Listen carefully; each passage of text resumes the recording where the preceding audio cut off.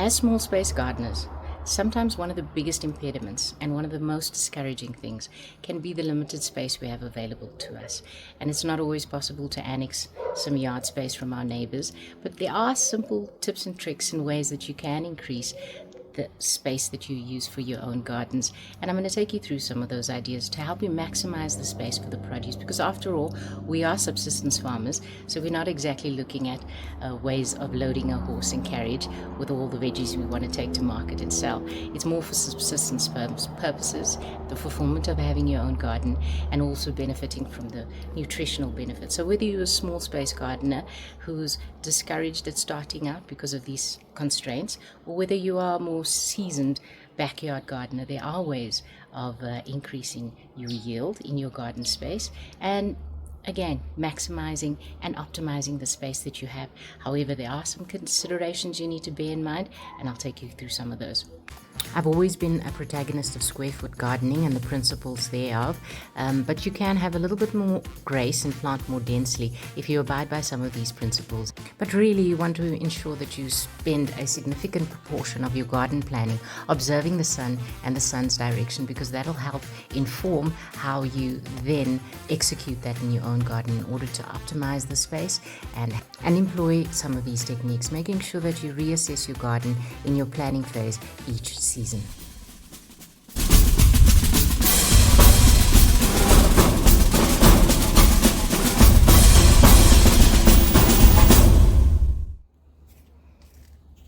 So once establishing the best place in the garden to have the optimal amount of sun in order for the plants to grow, I usually plan my garden with the highest and most aggressive trellising plants at the back. In the middle, I have my medium-sized plants such as your chard and your spinach, as well as some herbs like basil. And then in the very front, I usually plant the smaller plants such as the lettuce, choy, different Asian greens, which benefit from the shading that the other plants provide. But as you can see here, the trellising plants, as much as I try to keep them at bay, they are wayward children, and they do try to take up every section of real estate that they can.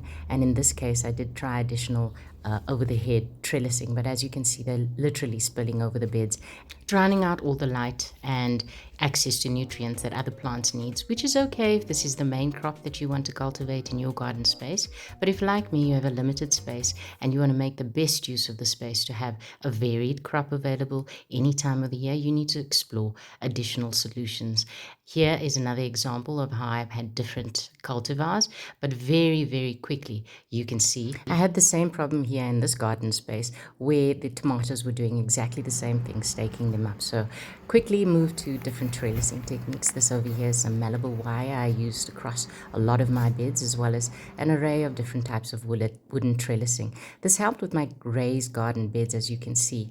Same planning technique with the trellising plants as the back, and as you can see, I had a pretty good result from the tomatoes climbing up the trellis and producing plenty of tomatoes of different cultivars for that particular season. And this, in the same instance, my pumpkin, my squash continue to thrive in this space. So that was a victory for that particular element. However, I quickly decided that yes, I do indeed need additional space, despite the fact that the tomatoes and the plants were flourishing in this new space.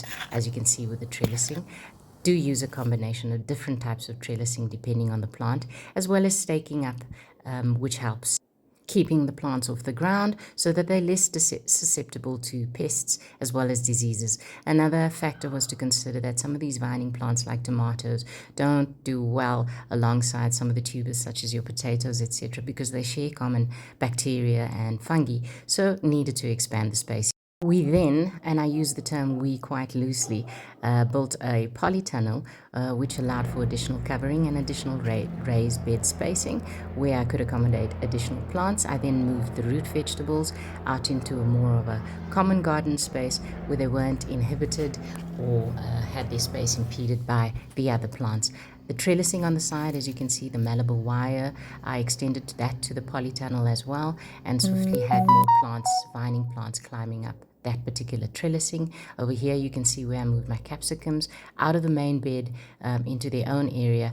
The benefit of having these mobile solutions is making sure that they always have the best optimal sunshine despite the time of the year. So between my potatoes and herbs as well as the capsicums, I always had optimal sunshine to ensure their growth for longer seasons throughout the year. And here you can see my tubers are quite happy being outside the main raised garden space, as well as some of my radishes, beetroot, carrots, and more of these root vegetables that I had moved out of the main bed spacing. So that worked really, really well. So a combination of these methods, as well as the mobile options, as I've taken you through, really allow you to help extend the season for the plants that you'd like to grow and enjoy throughout the year. Again, needed additional space, so I changed the wooden raised beds and built a more permanent structure in this space, which we have established as having the best lighting in the yard. We built, again, the raised gardening space, and over here I just put in additional irrigation and built a robust trellising structure as well as a shading structure just to help for the really heated seasons. This is movable, so I could take it down over winter, but make sure that the plants are protected over the summer months, and allowing some of the longer trellising plants such as the peas, the broad beans, the beans themselves, as well as the pumpkins and tomatoes. They would vine over the back of this trellising structure rather than directly over the plants, and allow everyone to have their own space. Bringing me to another component which is very important, which is the soil. This is what I fill these raised beds with. This is the bokashi technique. And this is a way of very easily composting your own kitchen waste for a microbe-rich soil that you can use within your beds. The first byproduct is this bokashi tea, which also can be used as a fertilizer. Just make sure that you dilute that at least 1 to 100 because it is quite acidic. So after your bins are full, allow 2 weeks, put them in a dark place, and then you can get them out into your gardens to continue the fertilizing process by mixing it with other garden cuttings. In the meantime, while that's on the go and decomposing quite nicely, I do continue to optimize my raised garden space by just putting in pots which I hang overhead, and I fill these out with things like the herbs, peppers, some flowers which attract the pollinators. This really just extends your growing space as you go upwards. So I put those both in the polytunnel as well as the raised garden beds. And then while the fertilization process was well underway, as you can see, I've covered this up with tarp so it can help the process, as the bokashi process is anaerobic rather than an aerobic process. The tarp allows it to continue decomposing without being exposed to too much light, air, and water. And I'm using this particular mixture of compost in a new area where the soil was quite compacted. This area was also completely covered by an imposing large tree that completely shaded out any plants underneath. But after a high-felt storm, I used the opportunity to dig the plant up and make the space available. As you can see, the bokashi here is nice and compacted and ready to plant. And I did this in 3 phases in order to introduce the new soil and to soften up the area and get them ready for a new planting season. So this is the first area. As you can see, I've got some cabbage, I've got some spinach, as well as an array of lettuce that are really good and robust winter crop, as well as interspersed with some flowers to continue to attract the pollinators. I also have some broad beans in here, which are a combination of climbing up as well as putting up on a trellis. And here's a trellis that you can see. I've had some beans growing up, and this is on the other side of the garden, using the space again to grow vertically. And the beans have grown quite well here. So this is something I want to replicate in the new area in the garden, which I have reclaimed.